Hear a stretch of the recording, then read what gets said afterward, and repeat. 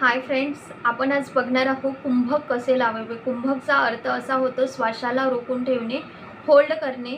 हे दोन प्रकारचं आहे, आंतरिक कुंभक आणि बाह्य कुंभक।